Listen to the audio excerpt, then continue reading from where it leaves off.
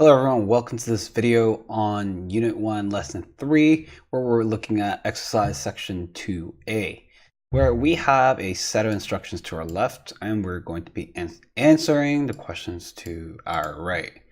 And the purpose of this exercise is to really see how we can manipulate the variables A, B, and C as we go through these instruction sets here. So let's look at question 1. We're looking at the output of print A plus B plus C.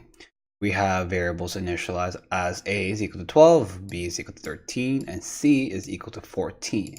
And if we were to add these values up, we'll get 12 plus 13 plus 14. At this point, we would get a value of 39. Here, we get a value of 39, because 12 plus 13 is 25, and 25 plus 14 is 39. Here. Now, please keep in mind that we have not done any manipulation here where we have saved the answer. Yes, we have added A plus B plus C together, but the program hasn't really saved that value, which is going to differ in our next section below. Here, now we're reassigning the variable A to be equal to the result of B plus C. So right now, B is 13 plus 14, that gives us 27. Therefore, A is 27 at this point instead of 12. Well, if A is 27, B is going to be equal to A plus C, where A is 27 plus C is 14. Therefore, we're getting 41. B is now 41. And now, lastly, we're going to update C with the addition of the variable A plus the variable B. So A is right now 27 plus 41. That gives us value 68. Therefore, C is now a value of 68.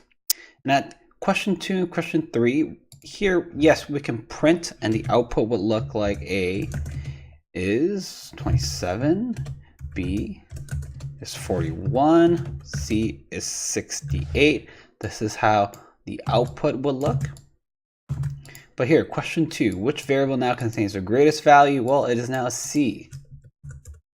C, well, let's call it the variable.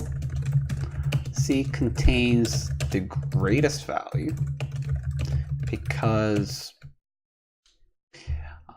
it is the sum of A and B, where A and B were given their values to be manipulated from the previous lines. And on a test, I will be looking for some sort of answers along this line, but I wouldn't ask such silly questions in a test. Here, the most important part is that you understand the variable C contains the greatest value.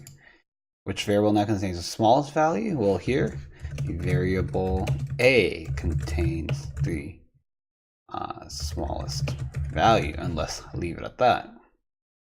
Well, in question 4A right here, what would the output be? We're looking at the max function of A, B, and C. When we're comparing the values of A, B, and C, max is going to return the biggest value. So the output would look here as 68.